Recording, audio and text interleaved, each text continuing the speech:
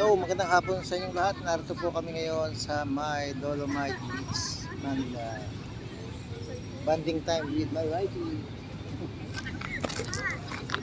Yan lang muna tayo. Walang pasok ngayon sa ating work at medyo yung business dala ko pa rin dito. Kailangan mag-impart natin sa lahat ng daka dyan kasi dyan ang ating dagdag kabuhayan. Daming tao rito sa Dolomite. Makita mo, sa paligid natin, makita mo yung sunset na yun. Ang ganda ng paglubog ng araw. Makita mo siya. Medyo lalakad tayo ng konti para medyo makita nyo yung scenery dito sa loob ng Dolomite. Iwan ko muna to aking busy siya. Nagsiselfie-selfie pa. Okay, ipasel ko kayo na konti. So yung dalampasigan dito sa ating Dolomite. Parang nasa Boracay ka rin eh. Medyo talagang, meron ko lang narating lang dito. Parang yung ginastusan ng malaki ng ating gobyerno dati. Yan. Kabilang side. Sa kabilang side kita may matataas sa building. Yan. Enjoy natin ang vacation habang walang pasok pa. Kanina nagkakaanohan pa kami kung tutuloy ba o hindi pa kasi sabi ko hindi ko pa rin nararating to. Narito ko sa Manila pero hindi ko napupuntahan pa ang lugar na to. Kaya sinubukan kong puntahan. Okay naman dahil kahapon banding ng mga anak ko at family dahil walang pasok. Binigyan ko sila ng time. Dahil pag may pasok tayo hindi natin kayang gawin to. Lalo busy rin ako sa aking negosyong pabango.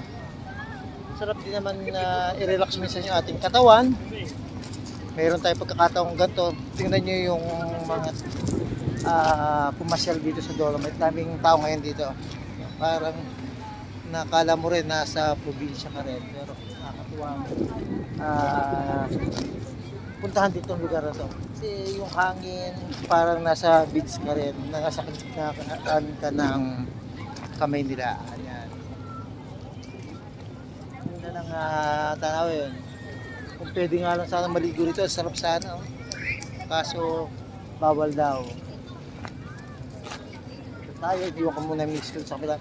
Dala ko rin dito yung aking, siyempre, may dala tayong package ng perfume para mag-impart lagi siya ng aking activity. Kasi yun lang ang way natin para mapaunlad natin ang negosyo natin. Kung hindi natin gagawin yun, hindi natin may papakilala ng maayos yung ating negosyo. Kaya kayo, kahit saan kayo magpunta, dapat kasama nyo yung business nyo kasi yun ang nagbibigay sa atin ng dagdag kita para sa ating kuryente. Tara ito sa may dalampasigan. Tara rin.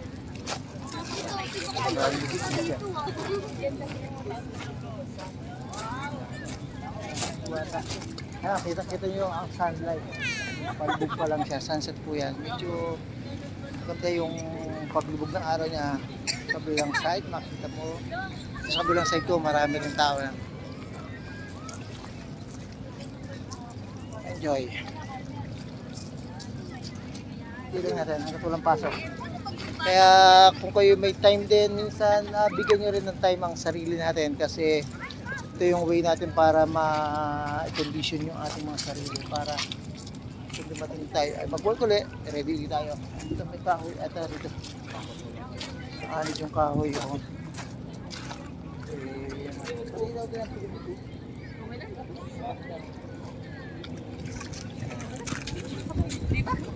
Ayos mo yung parating.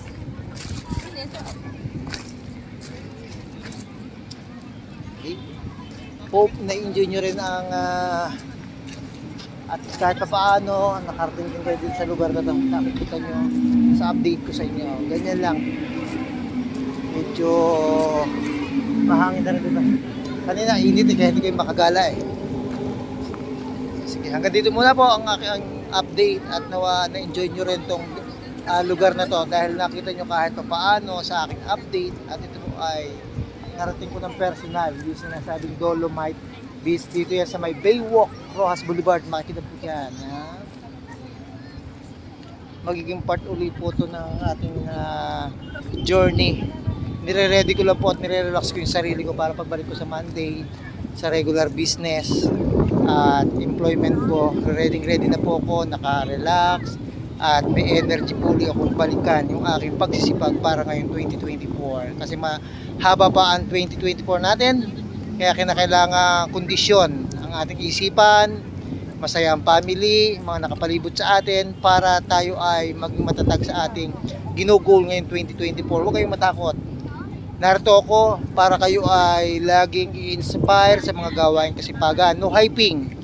Huwag kayong magkakaroon ng hate o galit.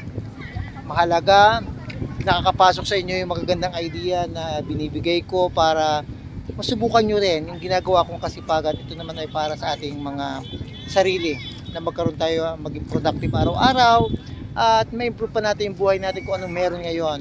Walang nating to lose on our part kung meron naman kayong mga regular na trabaho na sinasabi ko na ang Perfume business ay pandagdag hanap buhay lang natin na kung ito yung matutunan, pwede matulungan din po ang inyong pamilya. Maraming salamat. Hanggang dito muna po ang update ko dito sa My Dolomite.